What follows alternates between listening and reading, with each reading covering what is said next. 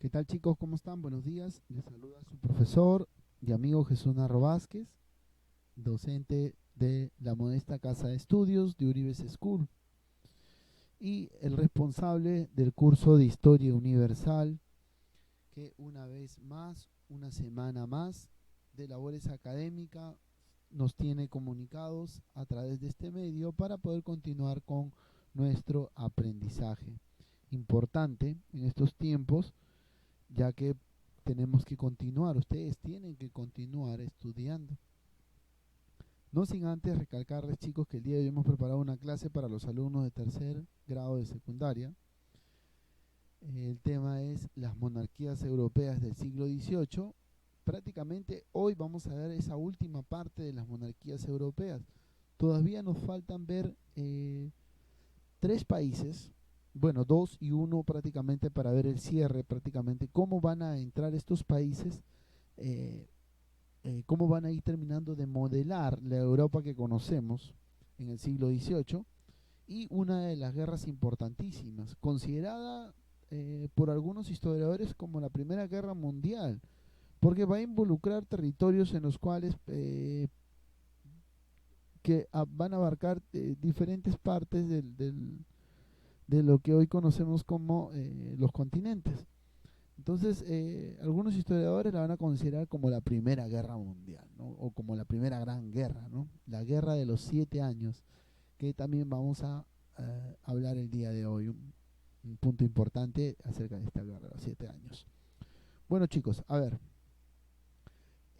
no sin antes de avanzar y poder retomar, continuar con la clase, tengo que hacerles mención, chicos, que tienen que continuar ustedes eh, motivando, conversando con papá, informándose acerca de todo lo que hoy en día estamos viviendo y que tenemos que ser parte nosotros de ese grupo humano que está dando de sí en hospitales, de policías, como militares, que están dando todo de sí en su tiempo, arriesgándose a este virus para tratar de tener una respuesta pronta para poder todos volver a nuestra vida de antes, que es lo que tanto deseamos y queremos. Bien, vamos a continuar con nuestro tema, las monarquías europeas del siglo XVIII, última parte, y la Guerra de los 7 años, una clase para los alumnos de tercer grado de secundaria. ¿De quiénes vamos a hablar el día de hoy? De Austria, Inglaterra y Rusia, o Gran Bretaña en este caso, ya en Inglaterra y tenemos los tres países. Muy bien, sabiendo esto, importantísimo, decíamos que estos prácticamente van a tener mucha relación, tanto Austria con Inglaterra y Rusia, prácticamente van a elegirse. Recuerden ustedes que todavía para la parte de Austria van a vivir un territorio formado por el Sacro Imperio Romano Germánico y todavía van a seguir teniendo para este tiempo el título de emperadores, siglo XVII, siglo XVIII. Entonces, es necesario que nosotros vayamos entendiendo y prácticamente en este tema se va a cerrar la última parte de lo que es, o de los últimos estragos, como el último emperador del Sacro Imperio Romano Germánico, ya que recuerden ustedes que va a lidiar con acciones políticas que va a realizar Napoleón Bonaparte y que va a prácticamente desplazar ese título de emperador del Sacro Imperio Romano Germánico. Un tema muy importante porque a raíz de esto se va a desatar, les decía yo, la Gran Guerra, ¿no?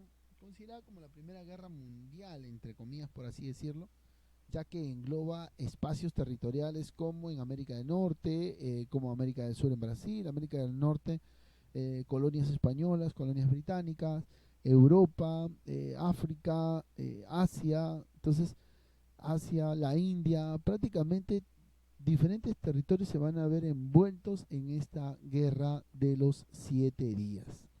¿Sí? ¿Desde dónde vamos a partir, profesor? Nosotros vamos a partir de Austria. Para el año 1657 y 1705, que prácticamente este emperador, ¿no? Hijo de Fernando III, rey fue nombrado rey de Hungría y de Bohemia, él prácticamente va a lidiar la lucha netamente contra los turcos, ¿no? Va a levantar un sistema imperial, ¿no? Y prácticamente va a elegirse como el emperador que fue, ¿no? Ahora, el rey Leopoldo, ¿no? Prácticamente es el rey mm, que cronológicamente coincide con prácticamente el inicio de la formación de la monarquía austriaca y cómo van a ir, como se dice, posicionándose. Él, a, él va a dejar el trono a su hija, la emperatriz, en este caso, perdón, a su hijo, Carlos VI, ¿no? Y Carlos VI va a dejar a su vez a su hija, que es la emperatriz, la cual va a ser pues prácticamente muy cuestionada.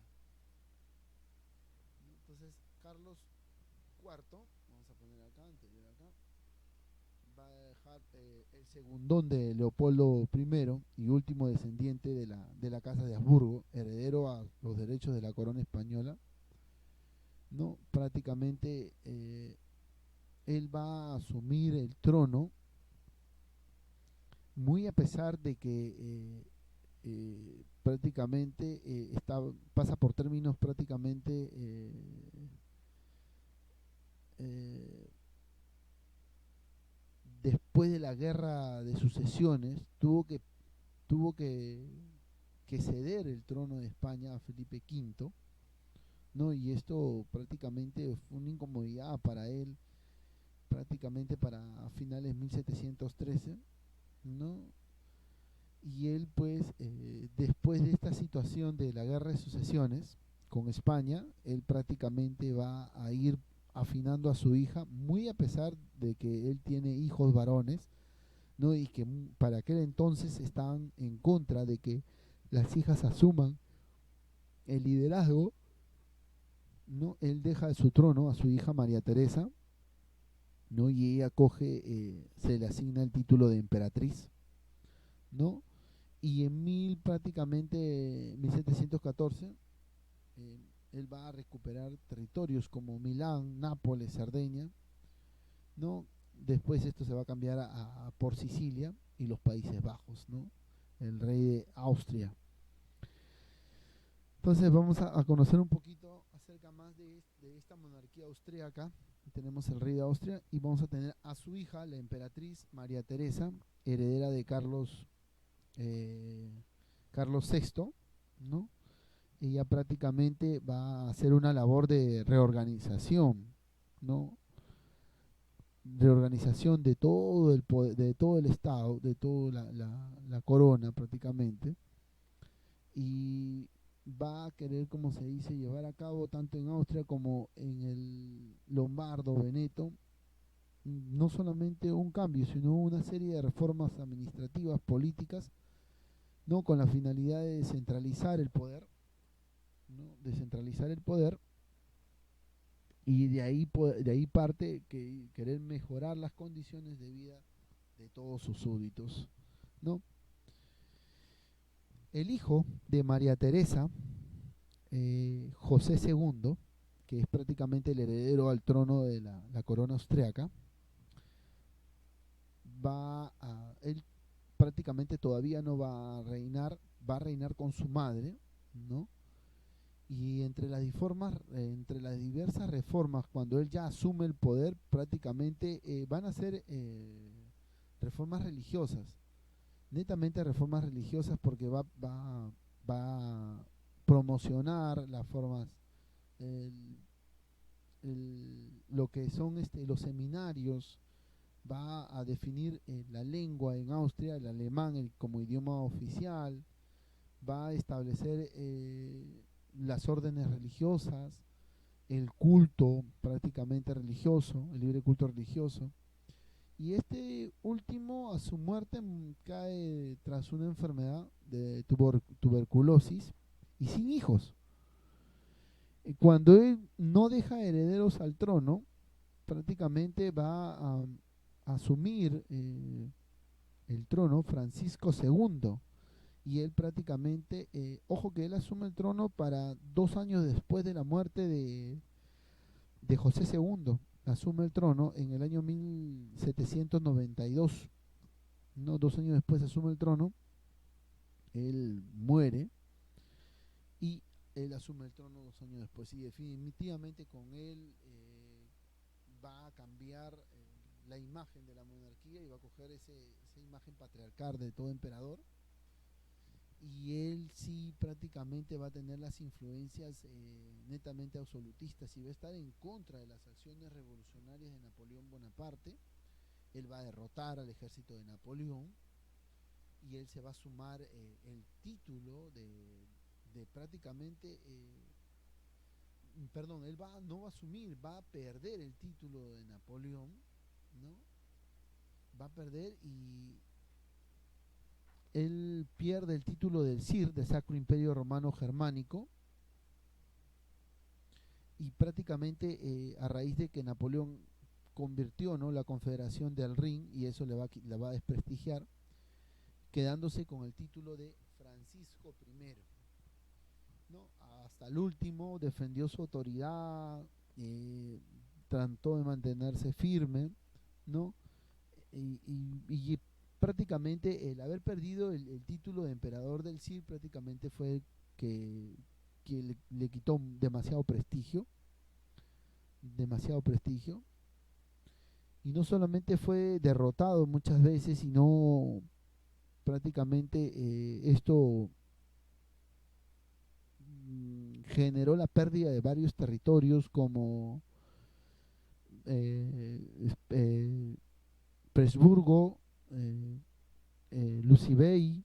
Entonces va prácticamente con este último emperador del Sacro Imperio Romano Germánico, va a comenzar un tiempo de decadencia de la corona austriaca, y es el cual que está dentro de los emperadores que vamos a dialogar y hemos hablado, no dentro de las monarquías austriacas, al igual que Inglaterra, al igual que Francia y al igual que España. Ahora vamos a ver también otra monarquía. Tenemos al emperador Francisco I, Francisco II. Vamos a ver la monarquía de Rusia. La monarquía de Rusia se inicia con Pedro I, conocido como el Grande, ¿no? Él saca del poder a su hermano, ¿no? Y lo primero que él hace, dice, saca el poder a su hermano, ya que eh, prácticamente su hermano no estaba tomando acciones hacia el poder, y él destituye a su hermano, y él lo primero que hace, vamos a hacer reformas, y él empieza fundando la capital de San Petersburgo, gana una gran fama como el reformador, logrando admiración por Voltaire y otros franceses más, ¿no? Y un punto muy importante, que él fue cruel, ¿no? Cuando relegó a la zarina a un convento, y dar muerte a su hijo prácticamente y heredero al trono, ¿no?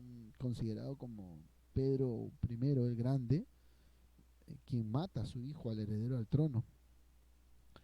A su muerte se produce el desquite de los grandes propietarios de boyardos, quienes van a empezar a recuperar territorio por querer que se instaure de nuevo un sistema feudal, ¿no? Y prácticamente la clase dominante de Rusia va a moverse para que esto no se dé. Seguido del rey Pedro I el Grande, va a seguir después Catalina II la Grande. Vamos a continuar acá. Catalina II la Grande, prácticamente de origen alemán, se llamaba Sofía Federica Augusta de Anhalt-Zerbst.